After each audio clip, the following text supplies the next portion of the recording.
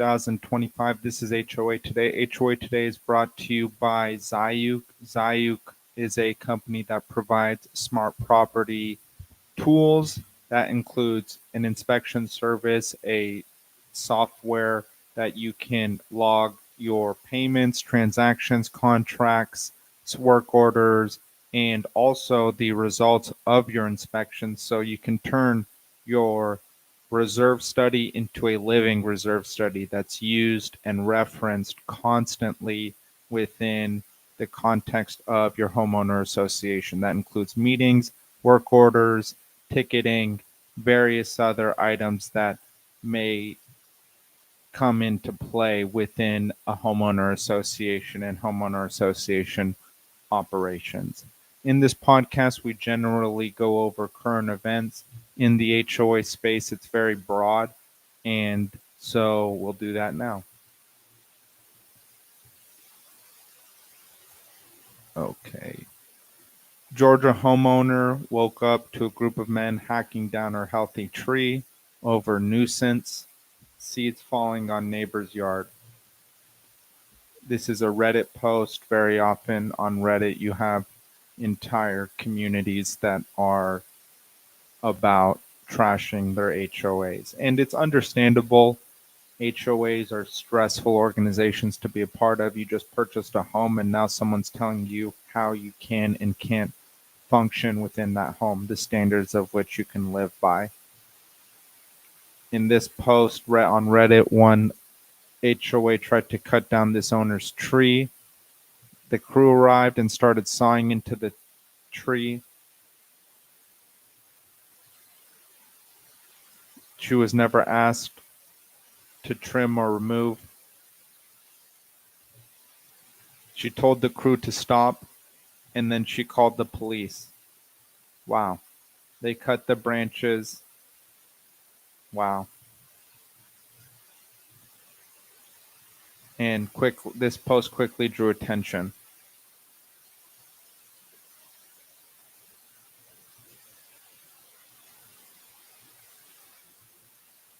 You don't know where the ownership lies within that. If it's in the home, often we've read before on this podcast that ownership for trees usually extend all the way up until a property. And then once your tree passes a property, this isn't standard across all states. We had a research session on this on a previous HOA Today live stream and determined that most of the states have a law where your tree is your property until it extends over another parcel, and then once that occurs, it's no longer your property. It doesn't sound like that was the case here, but also many things on Reddit are exaggerated or not told from a dual perspective. And when it's not a dual perspective argument, it's very tough to be accurate. Okay. This is in the Salt Lake Tribune. Utah's new HOA ombudsman coming in with a blank slate. HOAs are becoming more common in Utah as new builds crop up. Utah was one of the fastest growing states within the last 5.5 years since the outbreak of the pandemic. Texas was spoken about a lot as a location that many people started to live in and move to, but another one was Utah. Legislators established the office earlier this year through HB 217 as part of an overall effort to regulate HOAs. Office has 3 employees, serve as a neutral party to help resolve homeowner association issues, and provide educational resources on boards and resident rights. Salt Lake Tribune sat down with Aaron Ryder. 3 main things. The point of that is transparency, making sure the public has access to who their representatives are. That's the first, is to administer their HOA registry. The second is advisory opinions. If either a homeowner or board feels like there's been a violation of state law in their community, they can request an advisory opinion from us. And they're limited to matters of state law. Third is providing education and resources for the public. The first one should be very helpful. The second one should also be helpful. The third is also helpful, yet things change within this industry and they're changing fairly quickly. They change very quickly because there's so much regulation across different states, and it's you could see in Florida it changed rapidly. California changes laws here and there, and you see these other smaller states that aren't that small, Utah, Georgia, Minnesota, passing these various laws, and it's all driven by the state at the state level. So the industry is changing rapidly, and you'd think it wouldn't because it's HOA, but it is. And it's necessary because a lot of the reasons it never changed was the tooling wasn't there. There's no way to implement a hyper transparent system, even though that might be the correct way to permit HOAs. So you have a lot of blank spots, you have a lot of dark corners, and through those dark corners, people don't necessarily understand what's going on or have the evidence or any sort of traceability. And that's what Zayuk does best. We provide traceability to associations, to properties, so that they can reference what has happened, what occurred, why it occurred, and what was the result of that, and if the result of that was sensical.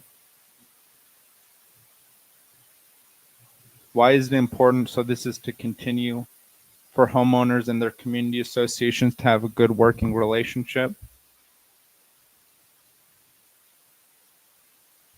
It's important they understand their rights and responsibilities in a community. There's a desire for more information and more education about how they work.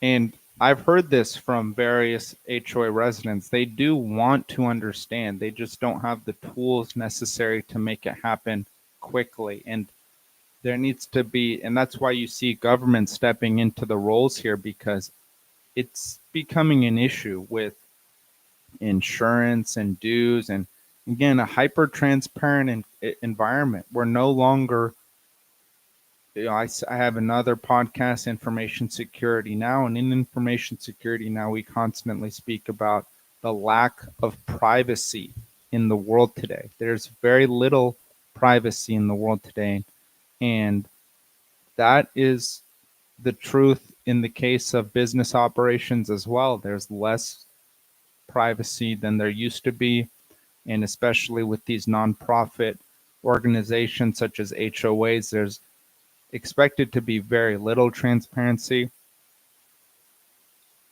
and that turns the industry on its head a little bit, because this was an industry and still is an industry where sometimes when everyone owns something, no one owns something. And when no one owns something, there are a lot of dark corners. You said HOAs are part of the solution to addressing our housing crisis. Are they also sometimes part of the problem?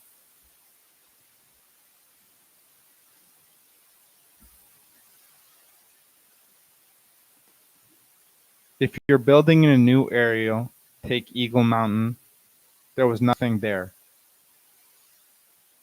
And that sometimes means cities say to developers, great, you can build there, but you're going to have to put all the infrastructure there yourself, meaning that all that infrastructure then gets put into the HOA. That is a huge issue, and I think we're seeing something like that in Palos Verdes. I'll continue here. So now the HOA might be in charge of managing roads. They might be in charge of managing water lines or sewer or other types of utilities, and that gets really, really complex, especially if you have an area like Daybreak where you have a master HOA that oversees the entire area and then associations underneath. You could have 2 or 3 layers of HOAs that you belong to, and you're paying fees to each one of those. This is the truth, and we have several of those communities here.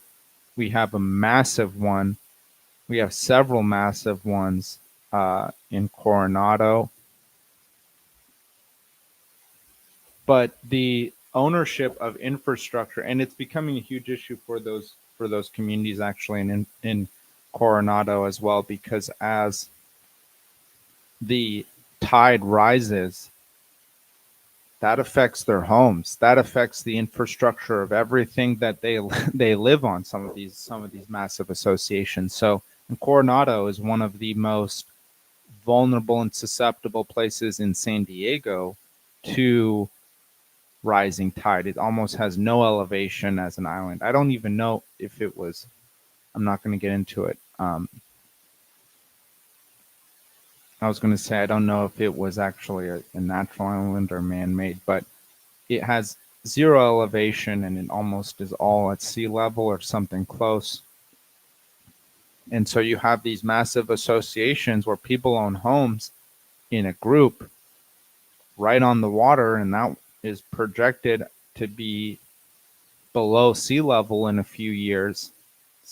And you can actually see that parts of your surrounding area are diminishing in size. It's interesting. It's scary too. And then this is exactly the point. As I brought up Palos Verdes, we'll just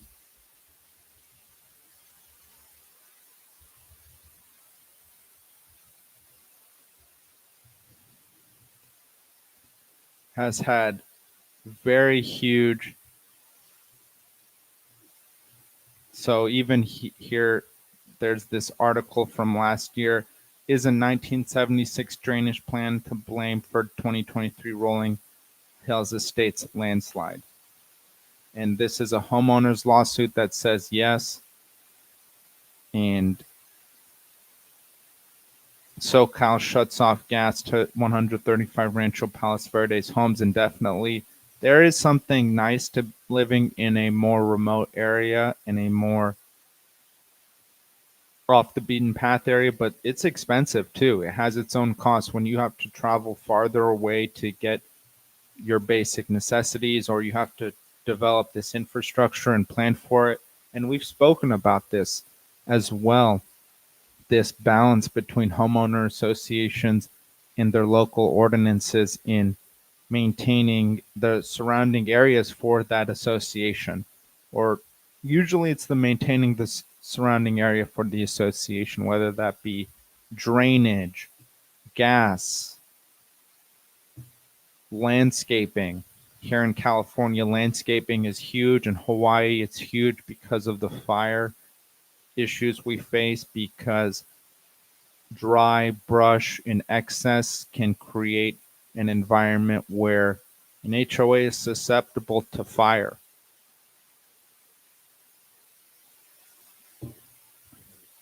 And therefore, it's really, in those cases, in the best interest of the association, regardless of the city. And hopefully, the local ordinance can work with you effectively to handle whatever situation you face. And this is part of the reason I believe the ombudsman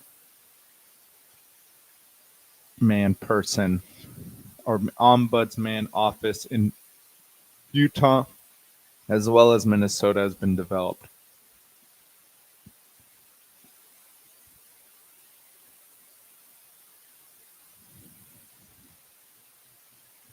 In a space that's as unregulated as the HOA space right now, that can also create an opportunity for bad actors to take advantage of people. This is true, and there are a lot of good people in the homeowner association space. There's a lot of good people. There are a few bad actors, and it's not even difficult to be a bad actor. You are put in places of trust, and Zayuk promotes trustless systems. So you as a manager, you as a homeowner can maintain a trustless system. And Some people's businesses operate on a trusted system, and I understand that, but in an age where we see more HOA legislation being passed, in an age where we see a demand for more transparency and the ability to provide that transparency more cheaply than ever, the trustless system looks like it's going to be where even government is forcing these types of hyper transparent systems where it's very difficult to take advantage of any issue.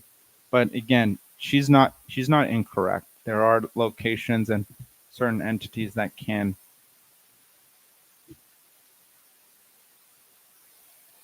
come and take advantage of the situation. Their goal is to help people understand what they're doing. It's difficult, again, and we speak about this all the time. The three pillars to purchasing in an HOA. One, asset hygiene. How is the curb appeal? Is the street cracked? Are the sidewalks cracked? How's the painting? How's the stucco? Is the landscaping upkept? Two, financial hygiene. What's the state of the finances? Often this will come in, it will be similar to what the state of the assets are because they're directly correlated, but what were the budget increases over the last 5 years? Were there any special assessments over the last 5 years? Will there be any special assessments over the next 5 years? Are there planned budget increases over the next 5 years?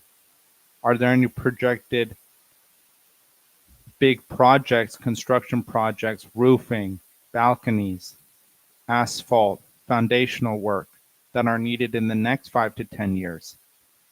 And do we have the proper reserves allocated to meet those funding requirements or no? These are huge questions because very often, and you see this in Florida, when the requirements start adding up, that's when people sell, and often people will buy into a home where they don't understand that they're about to have to pay a large assessment or their monthly assessments are about to increase. These are critically important questions. And then three, which is understood, but I don't believe respected enough, is governance. Understanding that if you purchase into this home, and especially if you live in the home, you're going to have to live under these set of rules.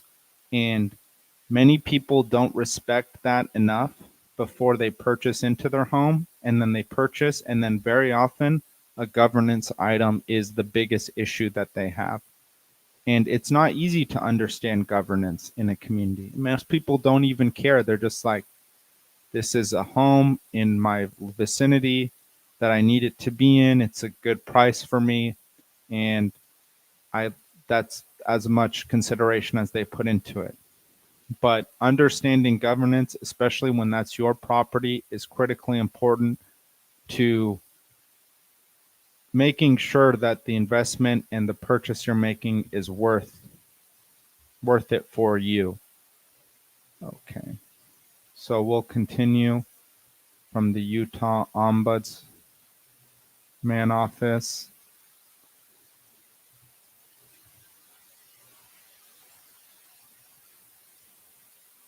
Here is one. Lookout Santa Cruz. Solid path that lines a row of beachside homes along the state beach in Aptos is a public walkway, not a private patio, according to a ruling from a state appeals court last week. Highly publicized spat between Rio Del Mar Homeowner Association and the state and county government over an 800-foot stretch of concrete that divides more than 24 luxury beachfront homes from the sand of Seacliff State Beach. The homeowners claimed that as their own patio space and had become a battleground for the fight against privatizing beach access. Years-long tug-of-war, HOA has erected fences and barricades to block public access, and the county has knocked them down. Now the state's second highest court has determined the walkway belongs to the public. The ruling from the 6th District Court of Appeals reverses a February 2024 judgment from a Santa Cruz County Superior Court that said the walkway was indeed a contiguous set of private patios and that the residents of the Rio Del Mar Beach Island Homeowners Association could block access.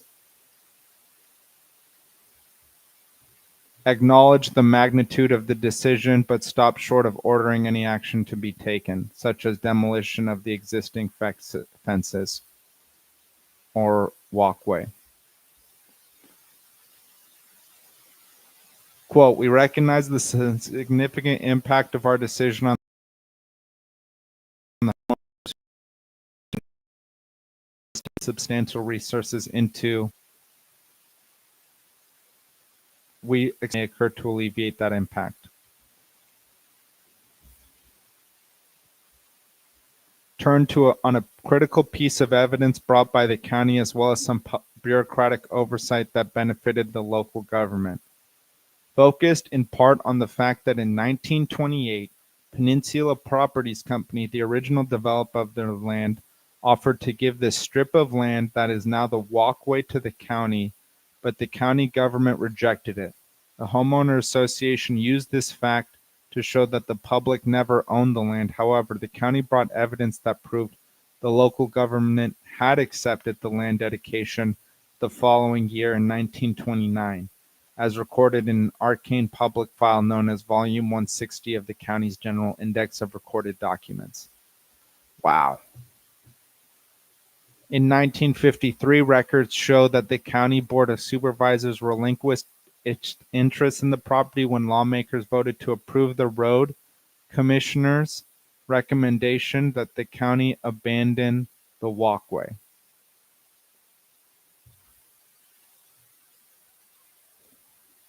But that was no further action was taken.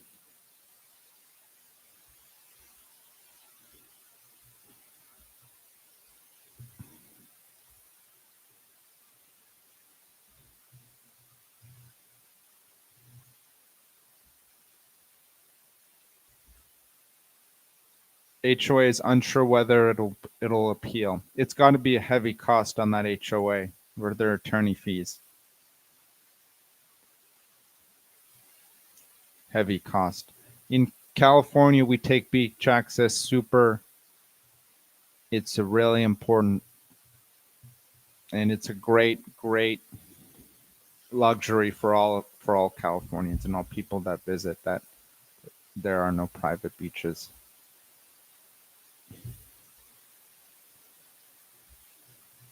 Okay. Colorado Springs HOA members protest paying $20,000 each tied to hail damage. I believe we've spoken about this before. They owed $20,752.12 per unit in less than a couple of months.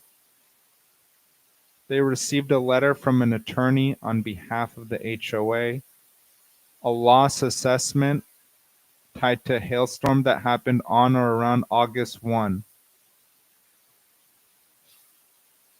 The letter provided dated August 18th. Insurance policy has a claim deductible $3,112,13-ish. Right to assess this deductible against the units in any reasonable manner. This is one of the more risky portions of having an HOA, is possibly being faced with these massive assessments. And that's why it's very important to understand that before purchasing into a homeowner association. Heather McBroom just moved into townhouse in May, joined a dozen other neighbors Monday morning to protest the work because of the high cost of the assessment.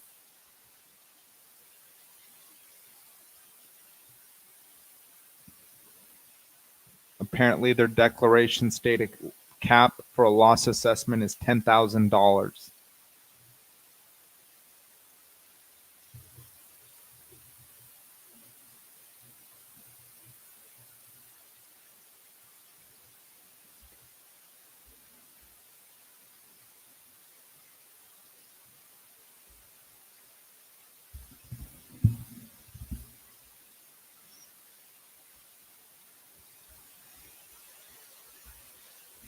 There was a town hall, 50 members attended.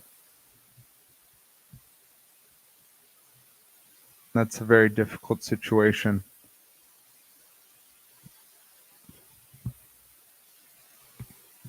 Doesn't sound like there hasn't been any litigation, though, filed.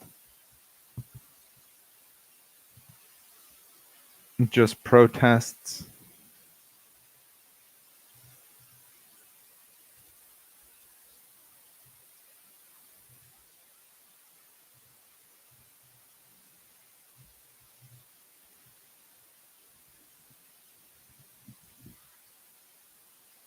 This is by the Pine Barrens Tribune. Tabernacle officials told by former HOA president expiration of $277,000 in bond warrants, internal probe. Wow. Member of the Tabernacle Township and past member of Monarch Woods HOA is calling for an internal investigation. A trio of maintenance bonds totaling $277,000.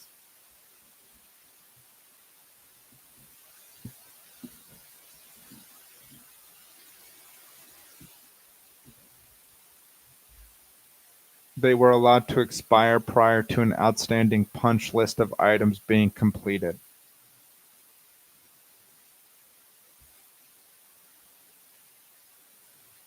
The township is now on the hook for the cost.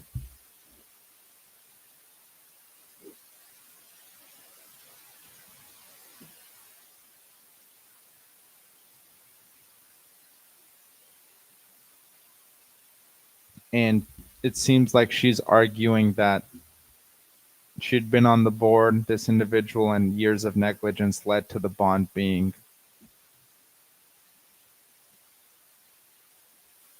expired.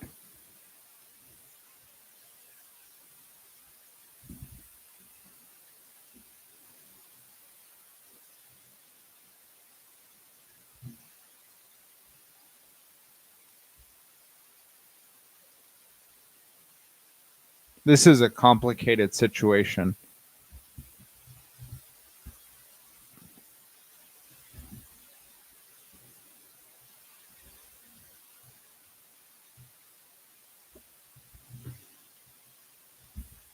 This individual is calling for accountability, questionable activity, criticized decision to do away with Tabernacle Rescue Squad.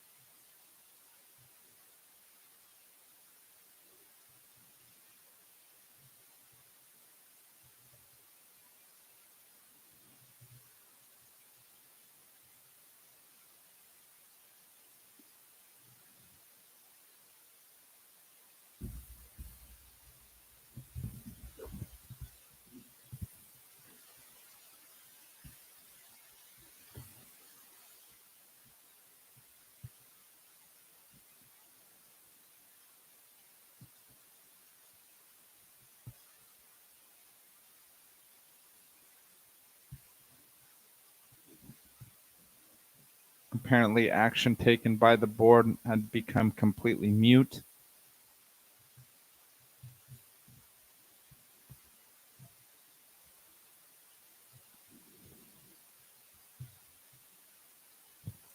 The land developer, no longer in business, and advised he was walking away from his obligations, including roadway maintenance, and suggested working with the township to resolve outstanding site development issues.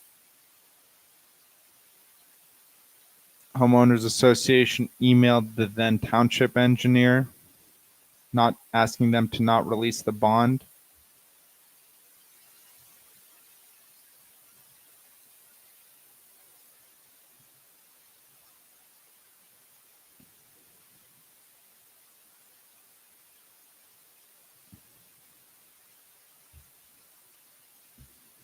The attorney also asked to, quote, pull the bond with the looming deadline.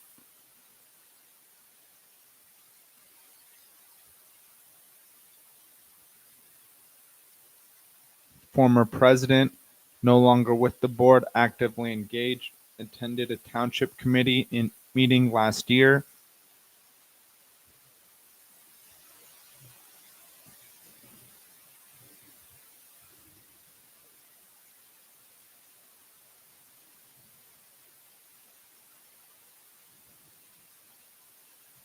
Three of these bonds, 102,000, 84,000, 90,000, were executed on either April 11 or 12 of 2023, with them remaining active for a period of 2 years. The fourth, for 15,000, was executed on May 30th, 2023.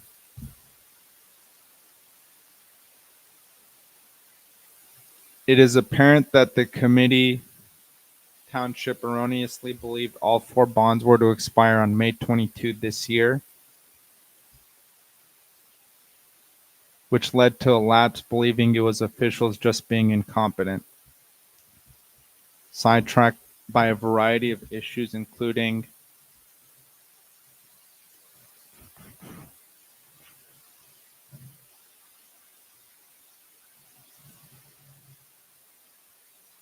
wow. This is a very interesting case and it's complicated. I don't necessarily understand the whole thing. I think it's a process issue that our administration needs to lay out, verifying how the process is supposed to work, where the checks and balances are, and where the responsibility is to make sure the punch list is developed.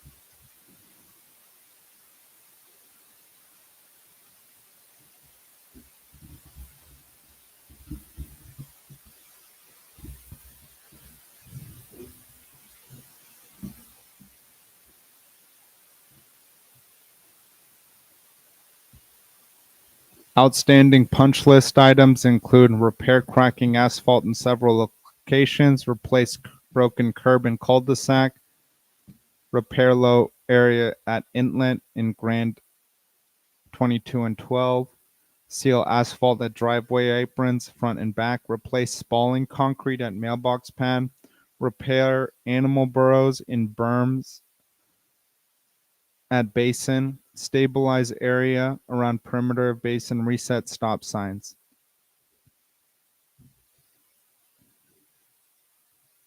While the bond is a large amount, the punch list amount is very small. What needs to be corrected, whatever deficiencies there are, we'll identify them. Wow. It's a very complicated subject. Bonds and not letting them expire. Actually gonna copy that and ask Claude to explain it to me as if I'm very young.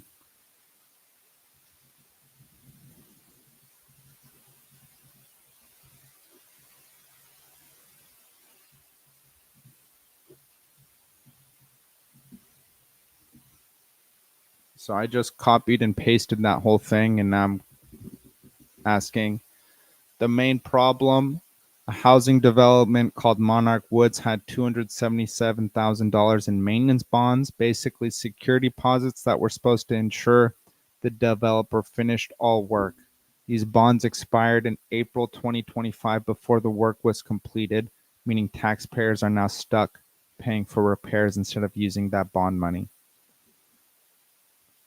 The developer went out of business around 2023 and walked away. HOA and residents repeatedly warned township officials starting in 2023 not to let the bonds expire, but they did in April 2025. Accountability. Township officials initially claimed they weren't here when this happened, but the bonds actually expired in April 2025 when both were in office.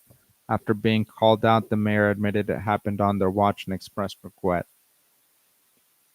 Development has serious unfinished issues, including cracked roads, a sinkhole in a drainage pond, dead trees, and a water pooling problem, which may cost even more than $277,000.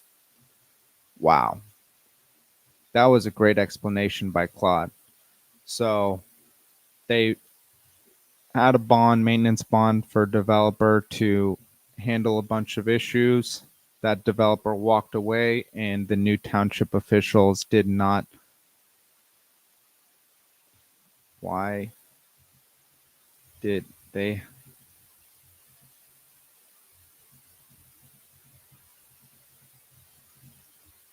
I just asked, did they have interest to let it expire, or was it a blunder? It appears to be a blunder, but there are hints of negligence or incompetence. And this, yeah, I could imagine. So it seems like a complicated issue. All right. Thank you, everyone, for joining.